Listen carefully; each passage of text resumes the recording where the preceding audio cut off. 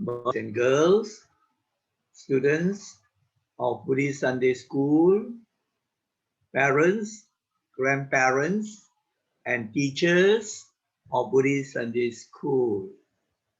May you all be well and peaceful. For today's lesson, we are going to tell you another Jataka story, a Jataka tale with life lessons. And the story is entitled The Golden Antelope. Now we will go over the PowerPoint slides, explain them to you, and then at the end, you'll learn some useful life lessons. So let us now launch the PowerPoint. Now, this is the Jataka story. So let us now launch the PowerPoint. Okay. Open. Okay. Let us firstly check that we have the correct setup. Right? So the setup is okay. So now let us launch the PowerPoint. Now, we have to show you now view show. Okay. You see the first slide now. And as you can see here, the Golden Antelope, the Jataka tale with life lessons. Now, what is an antelope?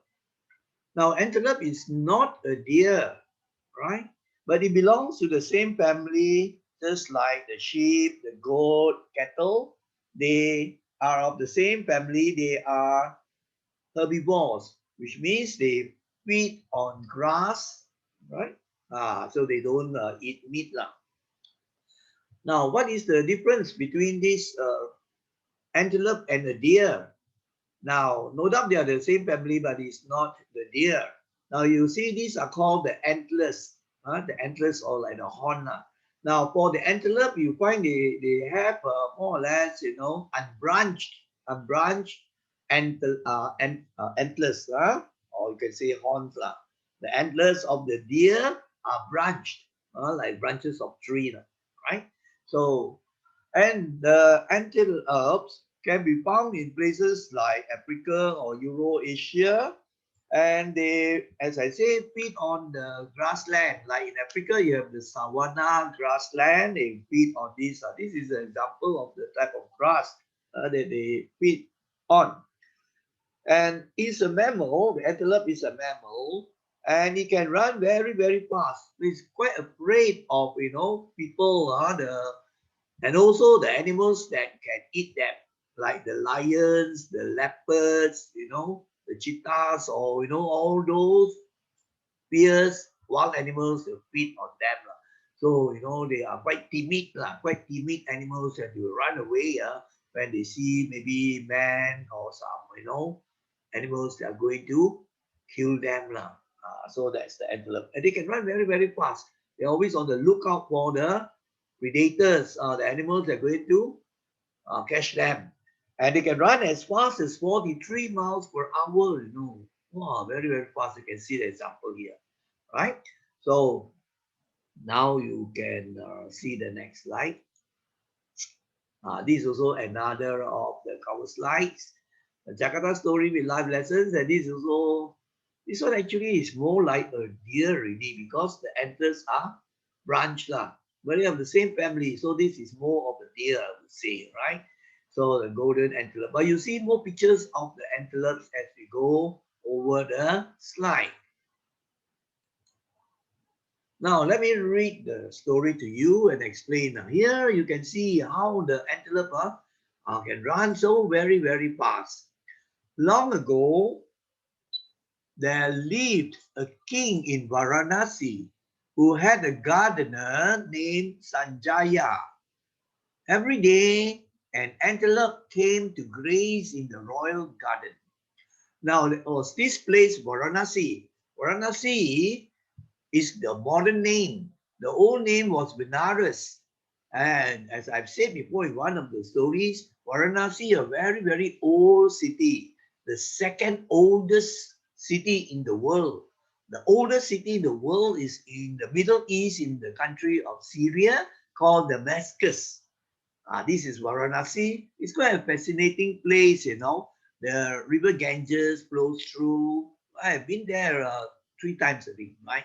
And it's very, very interesting. So long ago, there was this king, you know, and the king had this gardener. The name was Sanjaya. So every day, you know, the antelope, golden in color, very beautiful, would come to the garden and then to feed on the grass, to graze in the royal garden, the garden that belonged to the king. So you see, this antelope is quite timid, just like other antelopes. So the gardener was thinking, poor antelope. Every time he sees me, he runs away in fright. This gardener probably had some compassion also for the animals. He's so frightened at first. Poor antelope. So let us go on. After some time, the antelope became accustomed to seeing Sanjaya about and stopped running away. Of course, you know, the gardener would do his job, watering the plants, right? Picking up the weeds, cleaning the garden, and so on. So the antelope got used to him working in the royal garden. So then he was not so scared. He didn't run away. Then one day, he was, while he was taking fruit and flowers to the palace, the king stopped him. Now, of course, you see, this gardener brought the fruits and flowers from the royal garden to the king. So the king stopped him and asked, have you noticed anything strange in the garden, Sanjaya? That's what the king asked him. So what did he say?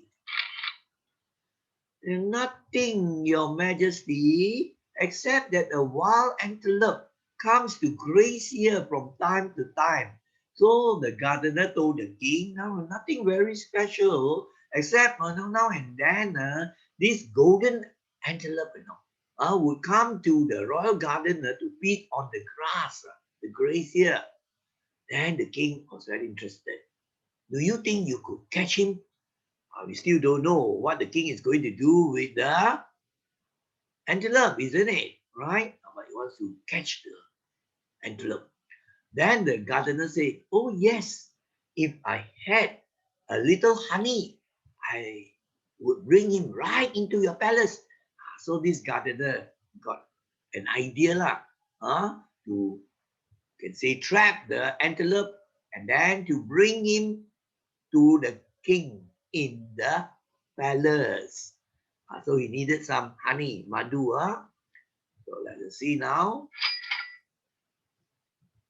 Happens. So the king ordered some honey to be given to Sanjaya.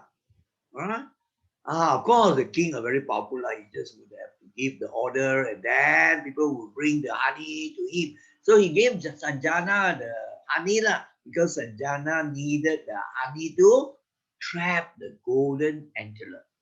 So what did Sanjaya do?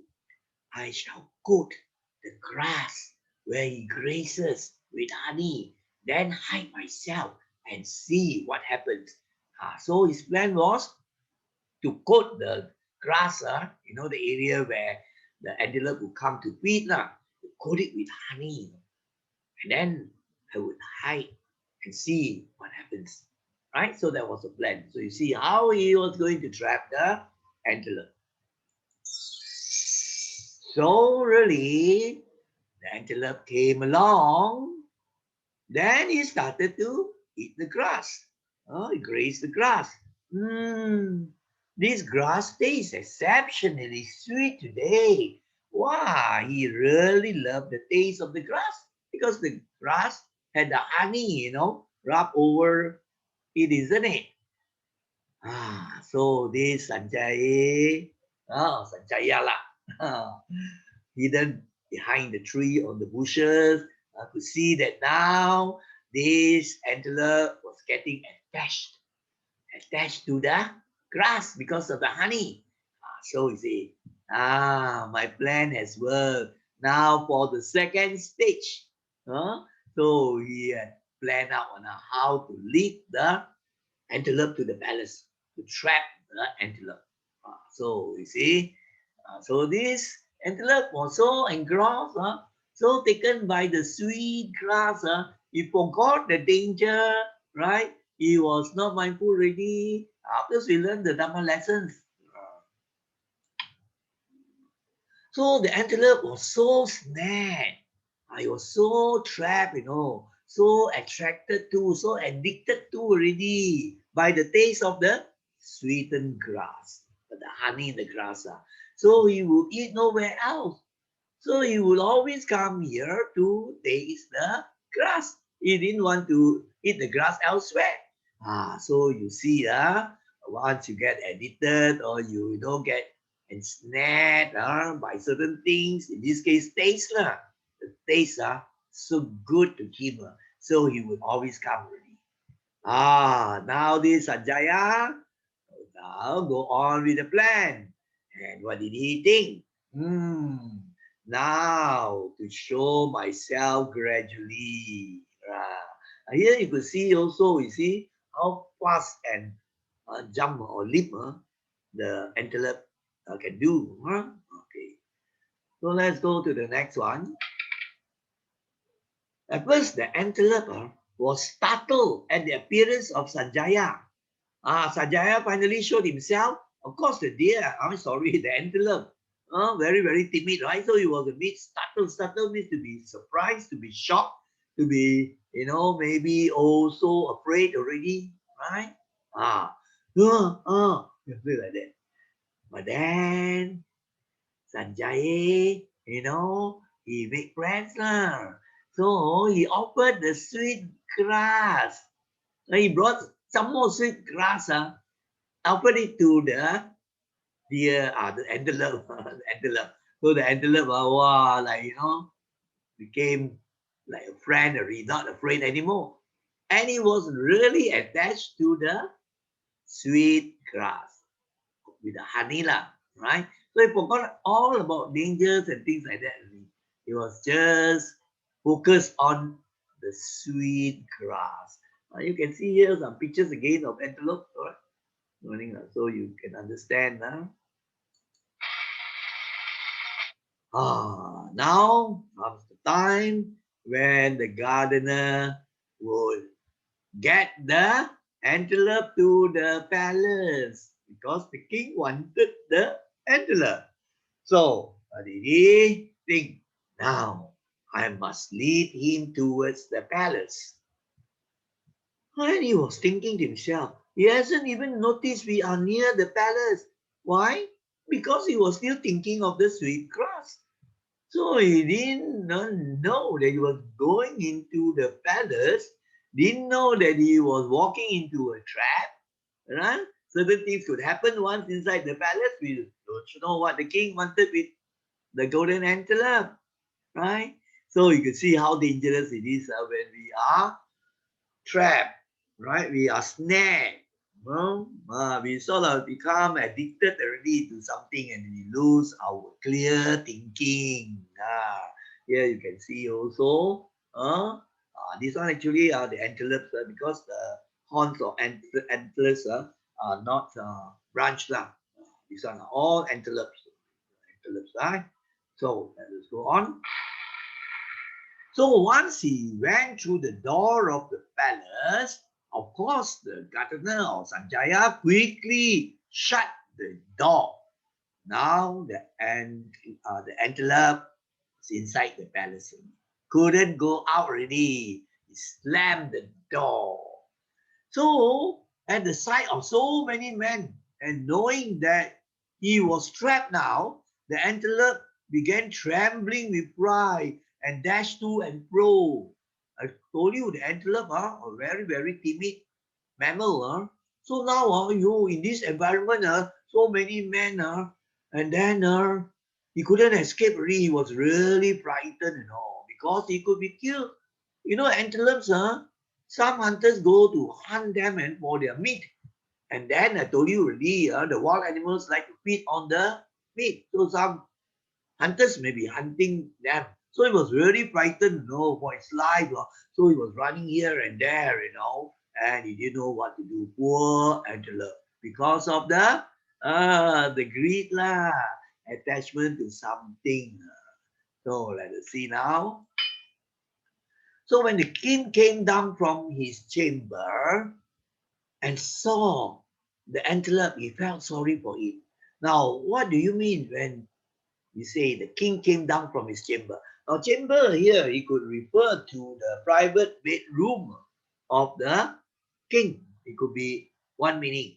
Now, chamber also sometimes refers to a large room where the king would meet people, a public, or you can say a large room used for some events lah. But in this case, I think very likely it could be a private room, a private bedroom of the king. So the king came out from his chamber, his private room, and then saw the poor antelope trembling in fright. The king really felt sorry for it. Now the king has compassion, right? He could very well ask for the antelope to be killed and then have the meat cooked, isn't it? So then the king was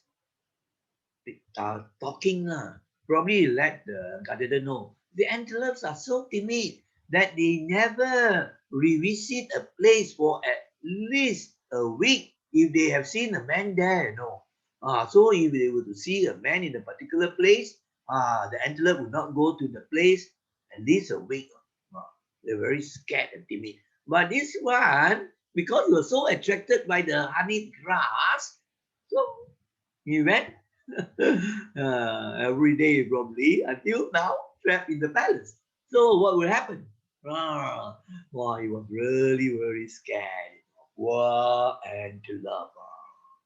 So, and then the king continued to tell the gardener and perhaps the guards or the workers in the palace lah. Sometimes they never go back again to the place where they saw man. So this antelope was carried away by the taste of the sweetened grass and forgot himself. Wow, the king had actually good Dharma knowledge also. He said, so was so taken away and carried away, lost his mindfulness, lost his carefulness. Why? Because he was taken by the taste of the sweetened grass and forgot himself, became careless. So the king was saying like this. Then the king gave a very good Dharma message. He said, surely there is nothing viler in the world than the lust of taste. You have taught us a valuable lesson. Those days, maybe you could consider the antelope also could understand, right?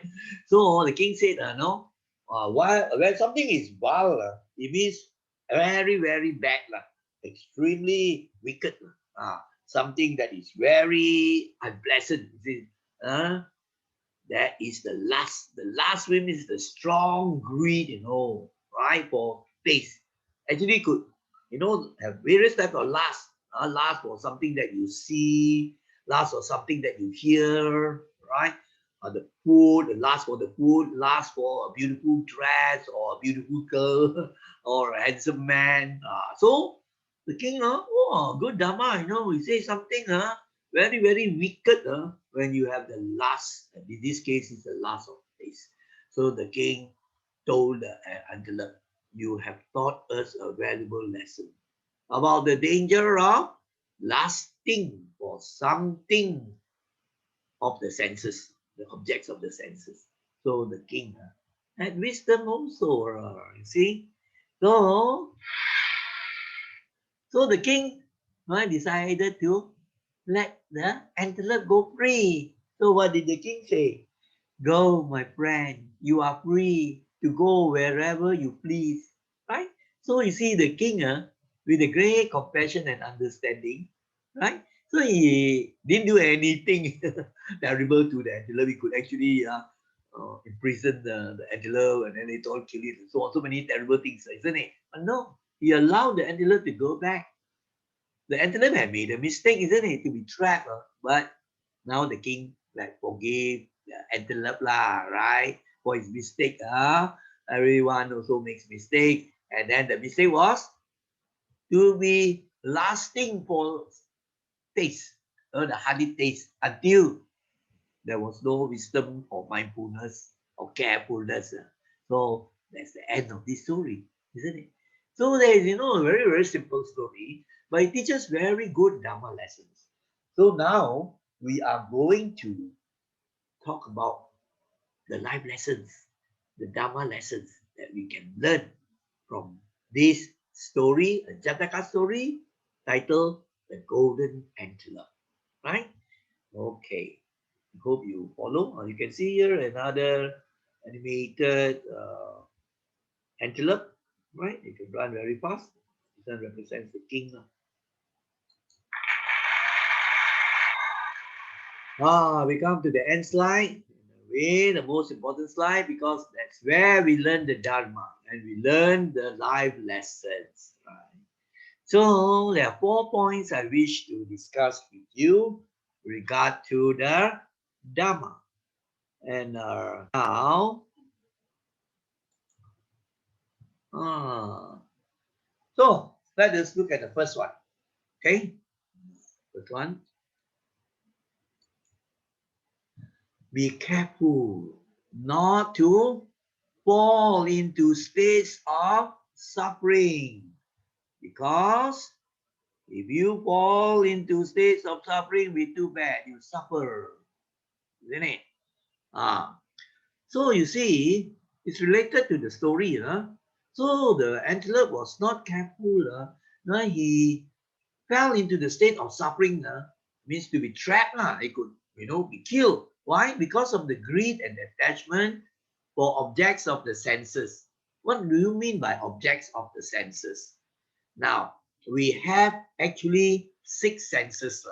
In biology, you study, or science, 5 senses, right? The eye, and then you see something very beautiful, all this, and then you get attached to it. You can't live without it. Oh, maybe you see a beautiful dress, you attach to it, you always want it. Or maybe a mobile phone, oh, you attach to that thing. So many things that you see when you become attached and you always think of it and you want it, this actually can be dangerous. All right? And it can lead you to suffering, because you might not be able to get it and then you want it and you suffer. In this case, you see that the antelope actually got attached to an object of the senses, and that was the taste. In this case, one for the antelope was the taste.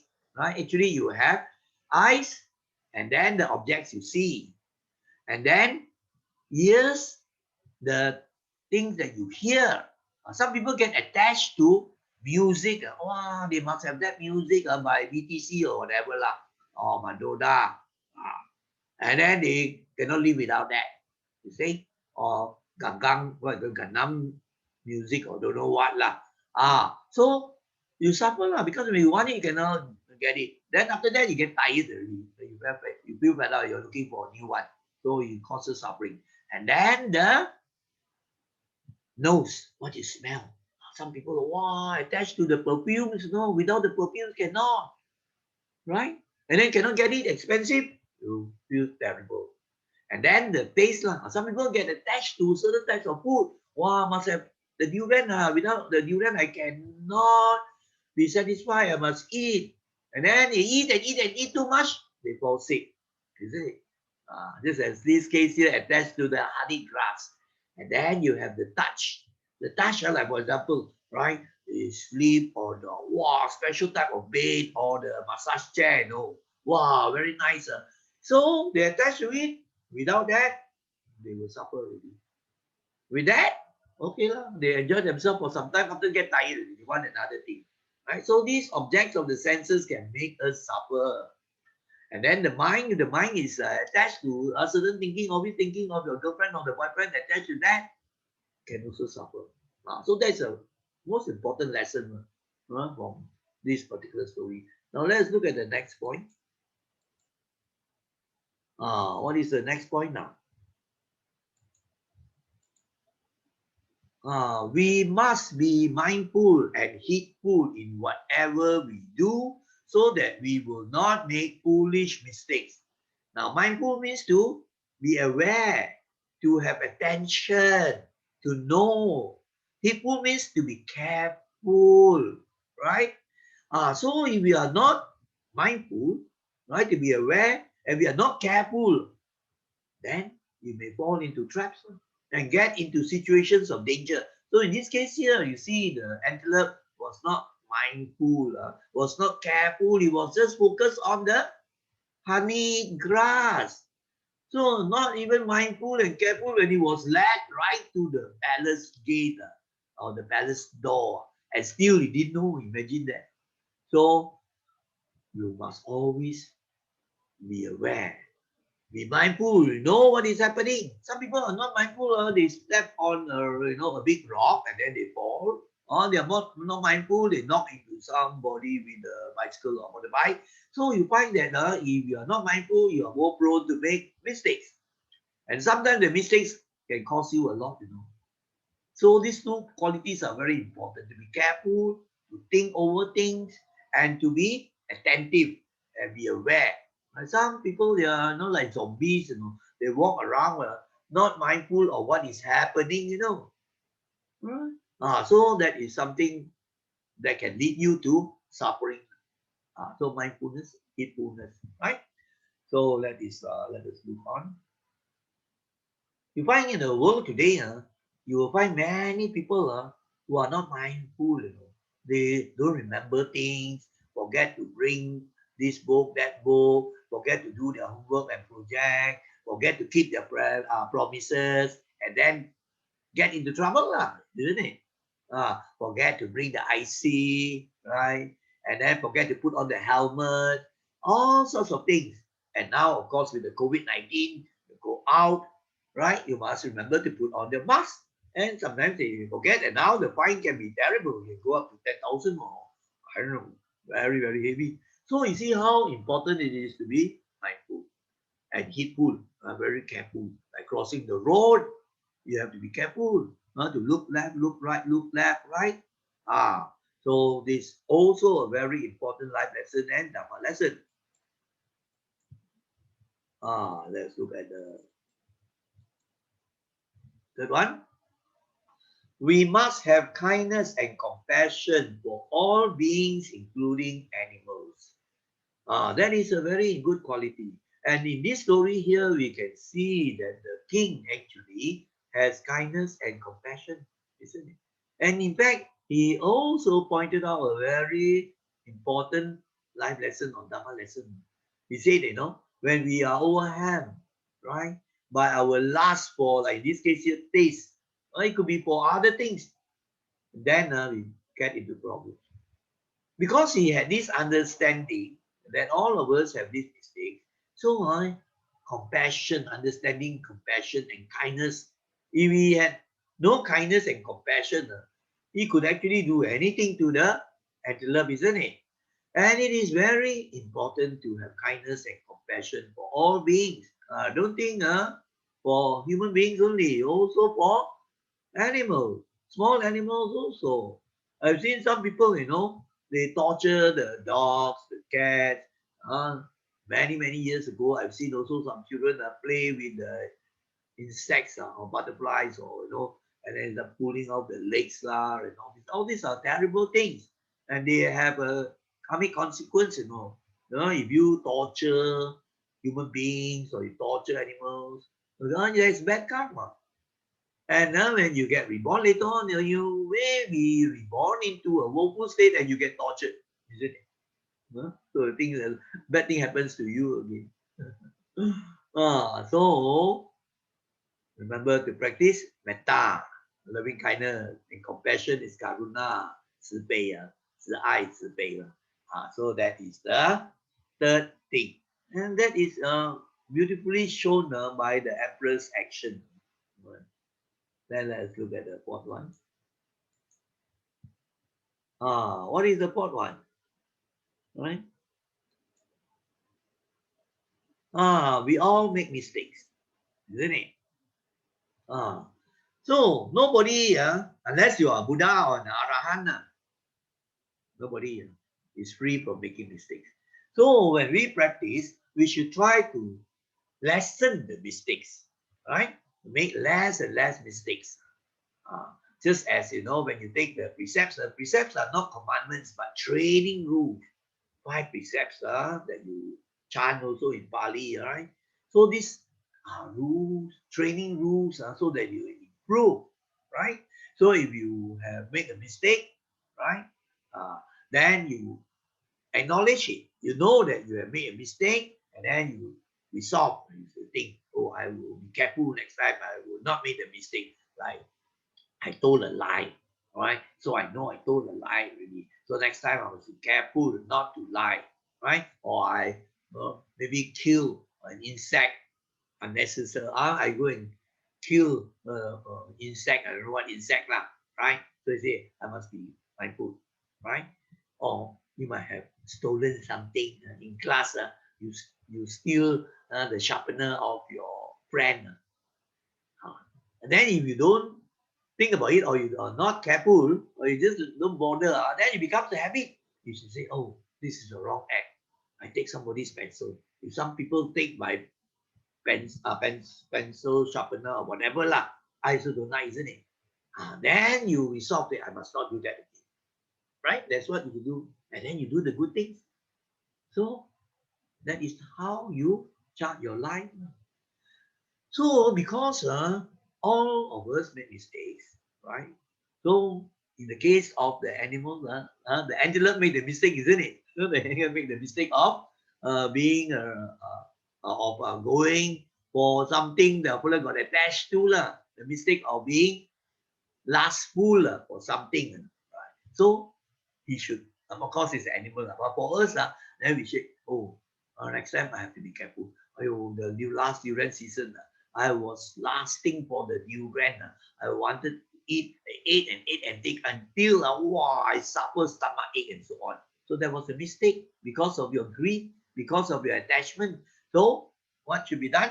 You look back, say, oh, that was a wrong, foolish action, right? So I must not do that again, right? So you learn. And then when your friend makes a mistake, you must not start to blame and curse the fella. You lah, why you do this? You see, there's a mistake. And then you start scolding the person over you yourself, isn't it? So the correct attitude will be, maybe a good friend, you tell your friend, oh, you have made a mistake. It doesn't matter. We all make a mistake, so we can learn from the mistakes, isn't it? Right? So this way, then people improve without getting without getting scoldings or being cursed all those are negative things. Tell nicely, and then say, don't, never mind, right? We will you will learn, we all will learn also. Just like a child, let's say it spills some water on the floor, the mother should not just shout and then make the poor child feel so guilty, isn't it? Right? And then some kena wall up also. Must tell, must educate. Say, no, you have made a mistake.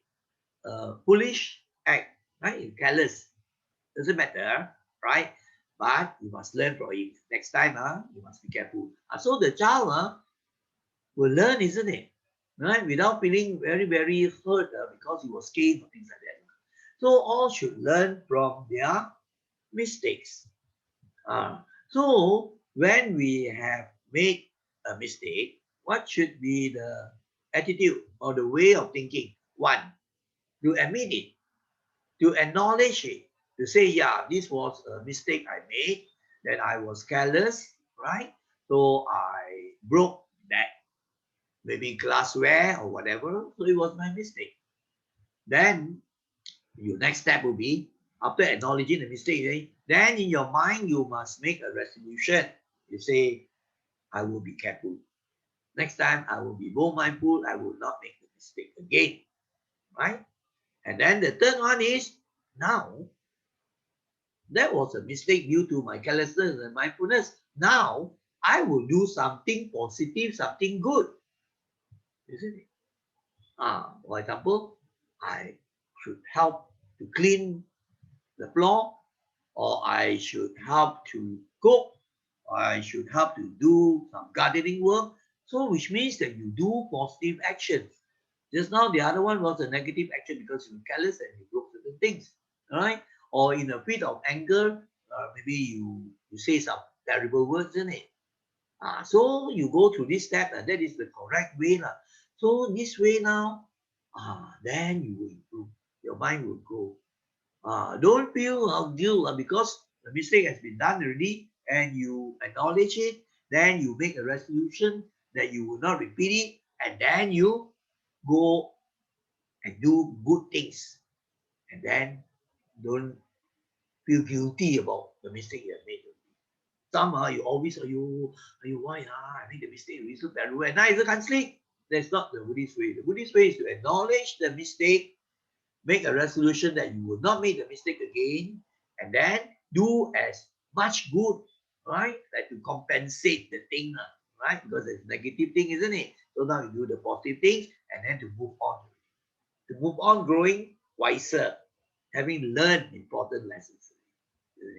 So I hope you have learned important life lessons and Dharma from just this very simple Jataka story entitled The Golden Antelope. Right? So may you all be well and happy. Uh, so before we conclude, I would like to thank all of you, the students, who have the patience, right, and the interest to follow a Dharma lesson, actually, Dharma-based lesson through a simple story like Jataka story, right? And I also like to thank your parents or grandparents, right, who have followed this, taken time and effort, and they also can help to spread this story and teach others. And that is a very meritorious thing.